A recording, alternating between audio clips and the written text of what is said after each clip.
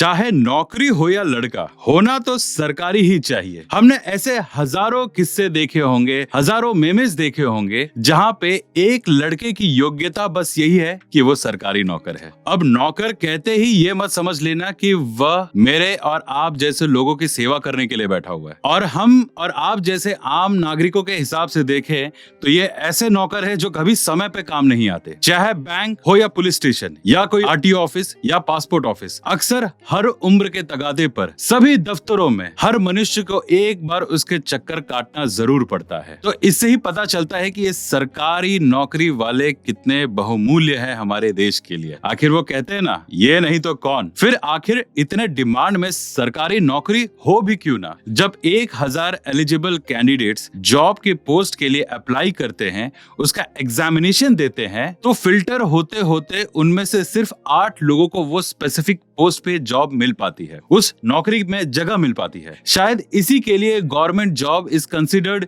as the most desirable and secure job in India। इसलिए आज हम बात करेंगे कि सरकारी नौकरी के फायदे क्या हैं, उसमें कैसी सिक्योरिटी है जॉब की, और आखिर में हम इतने इच्छुक क्यों हैं ऐसे सरकारी नौकरियों के लिए। सरकार ने इसे बैलेंस करने के लिए क्या क्या उपाय किए हैं और आखिर में हम क्या कर सकते हैं और हमें क्या करना चाहिए। तो वीडियो पर बने रहिए क्योंकि ये टॉपिक में ट्विस्ट और क्लाइमेक्स लाजवाब है।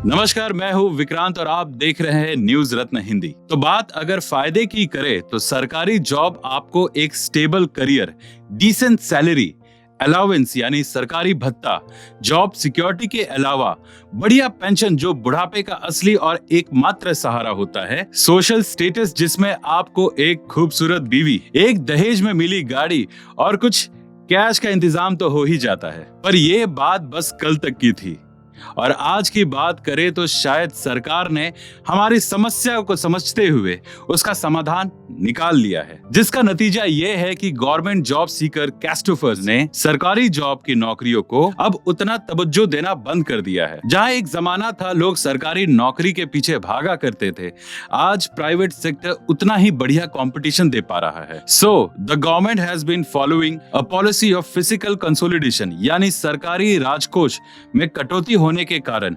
सरकारी नौकरियों में भी कमी आई है, क्योंकि गवर्नमेंट अब जॉब से ज्यादा इंफ्रास्ट्रक्चर और डिफेंस पर खर्च कर रही है, जिसका नतीजा आप अपने गांव की सड़कें, बिजली और एजुकेशन के माध्यम से देख सकते हैं। गवर्नमेंट हथियारों पे खर्चा कर रही है, जिसके कारण डिफेंस में नए नए टेक्नोलॉजी का इन्वॉल्वमेंट हो रहा है। हमारी सेना सशक्त और मजबूत होती जा रही है, स्वलंबित होती जा रही है, और इसका एडवांसमेंट आप डिफेंस सेक्टर में देख सकते हैं। और शायद यही कारण है जिसके कारण गवर्नमेंट जॉब्स को भरने में और नए लोगों को हायर करने में सरकारी तंत्र में स्थिरता आ गई है। इतना ही नहीं, सरकार का अब ज्यादा से ज्यादा गवर्नमेंट कंपनीज यानी कहें पब्लिक सेक्टर एंटरप्राइजेस कंपनी को प्राइवेटाइजेशन और डी इन्वेस्टमेंट के प्रोसेस से गुजरना पड़ रहा है। साथ ही प्राइवेट सेक्टर को गवर्नमेंट एनकरेज कर रहा है डिफरेंट सेक्टर पर इन्वेस्ट करने के लिए, जैसे रेलवेज, एयरपोर्ट्स, बैंकिंग, इंश्योरेंस, और इन सब के कारण गवर्नमेंट एम्प्लॉइज की इन सेक्टरों में जरूरत बहुत घट गई है। इसी के साथ साथ जैसे आपका फोन स्मार्ट होते जा रहा है,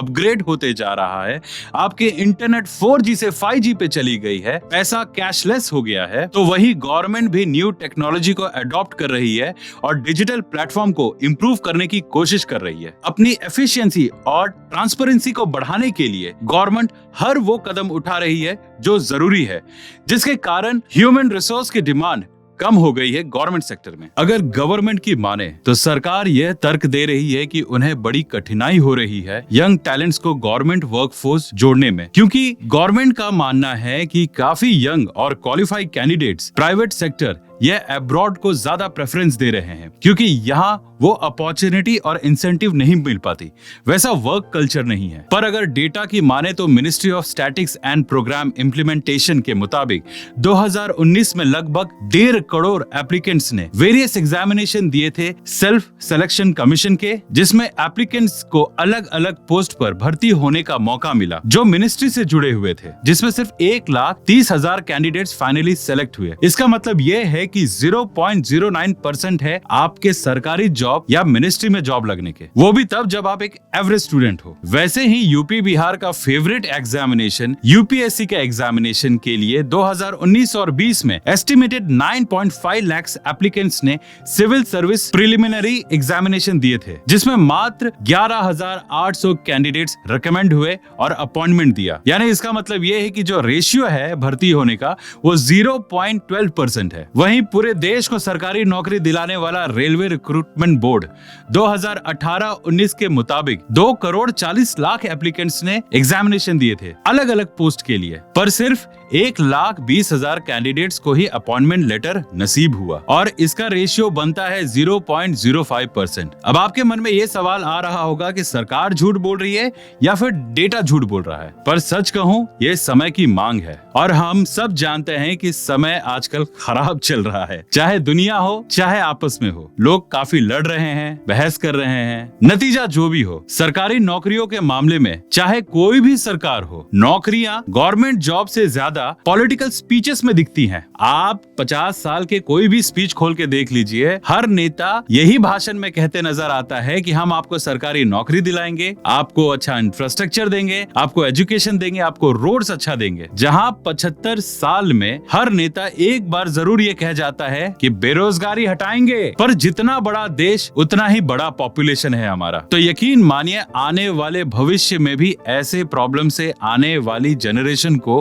भी प्रॉब्लम फेस करना पड़ेगा, ठीक वैसे ही जैसे हमने और आपने फेस किया है। तो इसका सोल्यूशन ये है कि गवर्नमेंट को रिक्रूटमेंट पॉलिसी को रिव्यू करना चाहिए और इस प्रोसीजर को ट्रांसपेरेंट, मेरिट बेस्ड रखना चाहिए। हम सब देख सकते हैं कि इंडिया टेक्नोलॉजी के सेक्टर में रोज एक नई ऊंचाई छू रहा है, पर दिक्कत भी यही है कि इतने इक्विपमेंट्स और टेक्नोलॉजी को हैंडल करने के लिए कई टेक्निकल स्कूल्स और इंजीनियरिंग कॉलेजेस एलिजिबल स्टूडेंट्स नहीं प्रदान कर पा रहे हैं, जैसे Indian institute of technology college जैसे स्टूडेंट्स दे पाते हैं। इसलिए गवर्नमेंट को ट्रेंड और स्किल डेवलपमेंट में भारी इन्वेस्टमेंट करना पड़ रहा है और वो कर भी रही है, ताकि इंडिया के यंग जनरेशन को एक अपॉर्चुनिटी, एक करियर ग्रोथ और एक एडवांसमेंट दे सके उन यंग कैंडिडेट्स को जो गवर्नमेंट जॉब में इंटरेस्टेड हैं। और इसी इनिशिएटिव के लिए गवर्नमेंट ने स्किल इंडिया मिशन नाम से मुहिम भी चलाई है। इससे गारंटी तो नहीं कि आपको सरकारी नौकरी मिल जाएगी, पर अगर आप खुद को स्किल करें, अपने आप को एक्सपर्टाइज करें कोई स्पेसिफिक फील्ड में, तो वो आपको प्राइवेट सेक्टर में जरूर कामयाबी दिलाएगी। और जिस तरह से गवर्नमेंट इलेक्ट्रिसिटी, इंफ्रास्ट्रक्चर,